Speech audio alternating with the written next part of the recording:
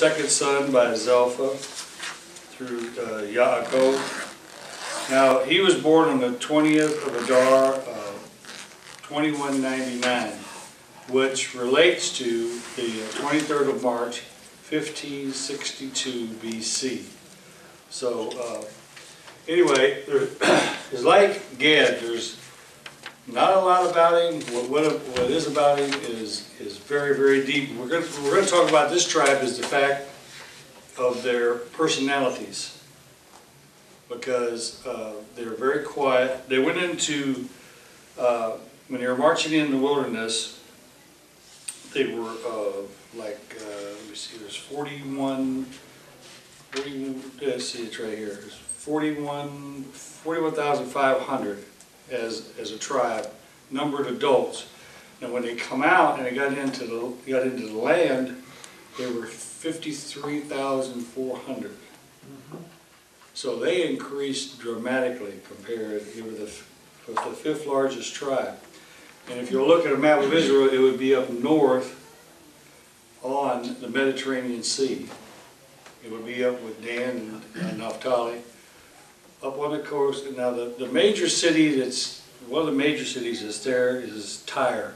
How many remember about the teaching about Tyre? King of Hiram?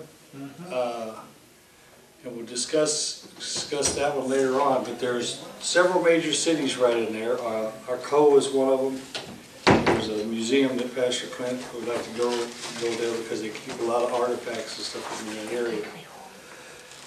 But let's talk about, if nobody has this book, they are expensive, but they got a lot of depth in them, the Torah and theology, and they got a lot of stuff that's in here. And it says in chapter 30, verse 12 and 13, it says, Leah's handmaiden Zelpha bore a son to Jacob. Leah said, in my good fortune, Asher, that's what they say is Asher. We say Asher is happiness. But the daughter will deem me fortunate. His name is Asher.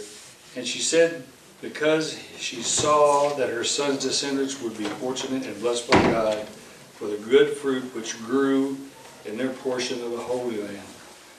Now, that's one of the keys, the fruit that they produce in the Holy Land. How many know what Asher is known for?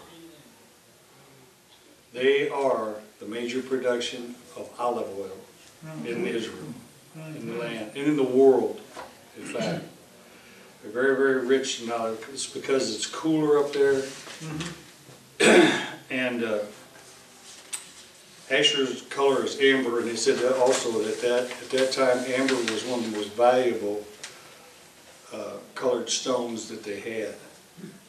But the tribe of Asher, listen to some of the personality that they had in this tribe. Asher has a name meaning happiness, contentment, richness, and affirmity. And now listen to the daughters. The daughters of Asher had a great, good reputation and were sought after as wives by the priests and the king of Israel. One source says that Asher was the happiest of all the tribes because of their, but they also, we have to remember that Asher did not drive out all the inhabitants of their territory. They still had some of the Philistines, some Assyrians were still in there, but they learned to live with them. Okay, they learned how to get along with them. But the key to Asher, one of the keys to Asher is the fact that they were easygoing, but if they had to, it states, the warriors were considered the pride of Israel. So if they had to go to war, yeah, don't mess with these guys. Don't mess with these guys at all. But they also took a study on some of the happiest countries in the world, and considering Asher as part of it, and the possibility that Asher settled in Canada. which makes sense because you don't hear a lot of things going along with, going wrong in Canada. They pretty much get along with every country in the world. If you see it, they will go to war. I mean, they're in Afghanistan with the Americans because of the, besides Canada and America and Israel, there's not too many independent countries around. They're mostly dictatorships or socialist governments like Russia and stuff. Yeah. Russia may say they're independent, but they are far from being independent, I guarantee you. Anyway, there was a study done at the University of Michigan just in 2008 of gives the happiest countries in the world, and I'm telling you something, the U.S. is nowhere near it. Nowhere near it. Number one, according to the University of Michigan, was Denmark, then Puerto Rico, Colombia, Iceland, Northern Ireland, the Republic of Ireland, Switzerland, the Netherlands, Canada, and Australia. Austria, not Australia. But there's another professor who runs the World Database over in Rotterdam, and his come up a little bit different, but some of the countries were still there. You go to Denmark, Switzerland, Austria, Iceland, Finland, Australia, Sweden, Canada, Guatemala, and Luxembourg. So you can see the difference. There's nothing as far as America, Mexico, those places. They aren't around in Venezuela, Brazil, the bigger countries. Doesn't seem to be there. But Asher seems to be kind of spread out. Like I said, he scattered the nations. Yeah. Well, he helped scatter them as well. Yeah, and the same theological locations too. That's the reason for that, I'm sure. Now, one of the keys to Asher I found very, very interesting was the fact that they said that Asher, nothing is said about Asher too much in the Torah, and it's kind of until you get to the Brit Hadashah.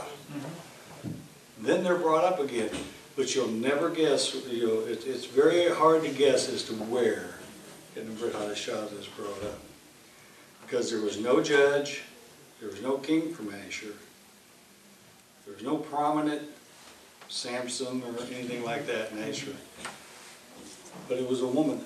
Right. Believe it or not, it is a reason. I believe if you think spiritually like we think, this would be it. Simeon was in the temple grounds. Remember, he said, God spoke to him and said, before the Messiah, he says, you will see the Messiah before you die. He promised him that. Remember, he was running around, he was walking around the temple looking for the babies to see if, which one was the Messiah, and he found, of course, Joseph and Mary. But the woman, everybody thinks that it was his wife. It was not his wife. It says, and there was a prophet, not a prophet. And this is another key. I just keep telling people, it was not a prophetess, it was a prophet. It didn't make sense to them back then to call a woman. A woman was a prophet. Right. That's all they had. There was no different distinction between men and women. If you were a prophet, you're a prophet. You're a prophet. Yeah. We use prophetess, to separate men and women. That says her name was Anna, or Hannah, Beit Panuel, and she was out of the tribe of Asher. She was a very old woman, had lived with her husband had died, and she had remained a widow, and she was 84 years old, and she never left the temple grounds. She prayed and fasted day and night. And she had waited for the moment for beginning thanking God and speaking as the child to everyone who was waiting for Jerusalem to be liberated. In other words, she had saw that Yeshua was the Messiah. That was spreading the word and telling everybody. But not everybody listened. But she was on the temple ground now doing that. So that was the day that they brought him in, of course, to do his Brit Milah.